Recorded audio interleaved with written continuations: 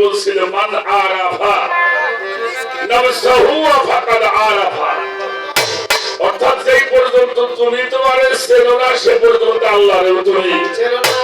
ধর্মজি লালন সহগীর একটা গান শুনতাম রেডিওতে ছোট্টকালে, ও যারা আপন খবর আপনা হয় না, আপনারে চিনতে পারলে যাবে তোর অচেনা রে সেনা।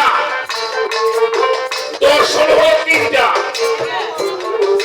একটা হলো অচেনা রে সেনা, ও দেখারে দেখা, ও জানারে জানায়। তিনটা দর্শন জানবার জন্য গুরু ধরতে হয়।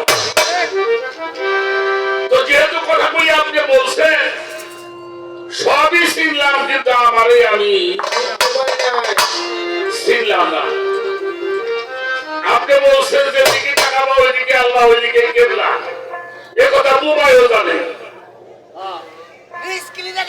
এটা বুবাইও জানে, কিন্তু সব দিকে আল্লাহ আছে জানি মানি, কিন্তু আল্লাহ তো সামনে আনি কোনদিন পাইনি।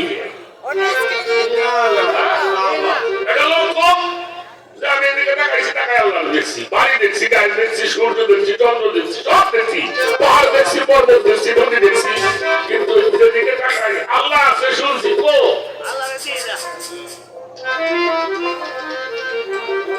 এই বিষয়টা অত্যন্ত সুন্দর। আমি এই নিজেকে চেনার বিষয়টা একটু তুলে ধরলাম বাবার কাছে। এবার আমি আর একটা গান বলবো, আমি বেশি কথা বলবো না। আমার ওষুধটা যদিও ছোট, রুটি ছোট হইলে বাবা খাইলে পেট ধরবে, এটা মনে আছে। ছোট্ট একটা বিষয় বলি, তো সেই জন্য গুরু শিষ্য এমনই একটি ধারা, যেমন তাদের করে থাকে তারা। আমি শুনেছি যারা গুরু এবং ভক্ত তখন একত্রিত হয়, হাতের মধ্যে বলে ছায়া ধরা যায়, ছায়া বলে হাতের মধ্যে ধরা। লালন সাহেবজি বলছে গুরু শিষ্যের এমনি ধরা যেমন হাতের মধ্যে ধরে ছায়া। এটা আপনি পারেন আমি জানি, তার একটা ব্যবস্থা আপনি করে দেবেন। একটা গান করি, আমি পিছনের কোনো কথা থেকে গান বাজনা করি না, আমি শুধু সামনে সামনে আমাদের জানতে হবে আল্লাহ দেখা আর আল্লাহ প্রাপ্ত হওয়া কে জিনিস।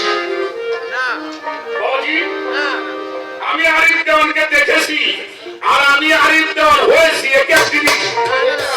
একটা হলে আল্লাহ দেখা আর একটা আল্লাহ প্রাপ্ত হওয়া। এখন আল্লাহ প্রাপ্ত হবে, আল্লাহ কি দায়িত্ব ভালো করে জানিয়ে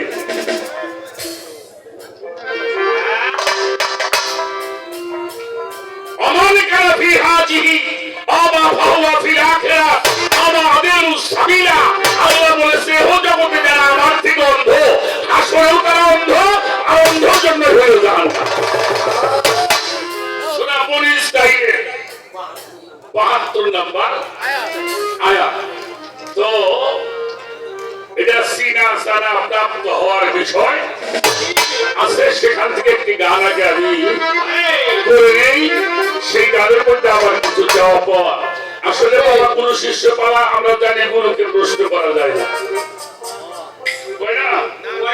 আর আমার কথা তা না, গুরু এই প্রশ্ন করুন, প্রশ্ন তার তুলে বের করুন।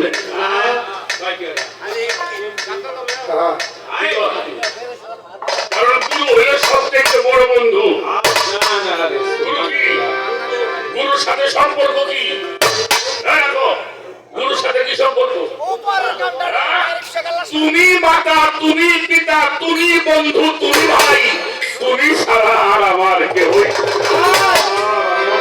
গুরু সবকিছু হয়, খালি বন্ধু হয় না। তার কাছে সবকিছু বলা চাই। কিছু কিছু কথা আছে নিজের স্ত্রীর কাছেও পাওয়া যায় না, আছে না? কিছু কথা বাবার কাছে পাওয়া যায়, মার কাছে পাওয়া যায় না, মার কাছে পাওয়া যায়, বাবার কাছে বলা যায় না, ভাইয়ের কাছে বলা যায়, ভাবির কাছে পাওয়া যায় না। কিছু কথা বন্ধু বান্ধব নিয়ে বলা যায়, আর কারো কাছে বলা।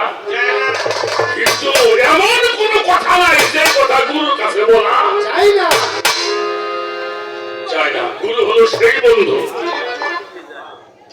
যিনি আমার পাপের বোঝা গ্রহণ করেছে। আল্লাহ রাসূল ওলিয়া পাঠিয়েছেন কেন?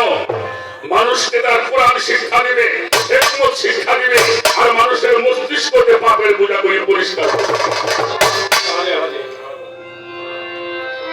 তো বাবা, আমি এটা আল্লাহ প্রাপ্ত হতে চাই।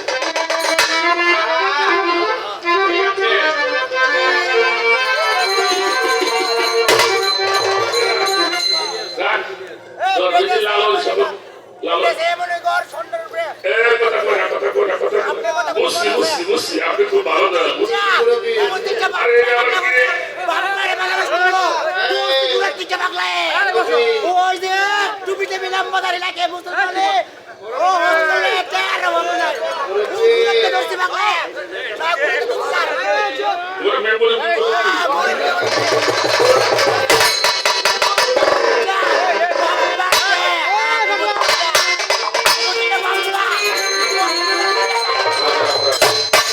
আমার বাবা আম দিয়ে একটা উপহার দিছে না, আমের ফুল দিতে, পরে সেটা টক হয়, পরে আবার মিষ্টি হয়। বাবা কয় পদের আম খাইছে জানি না, আমি এক পদের আম খাইছি, কাশির তেলে বন্ধ কর।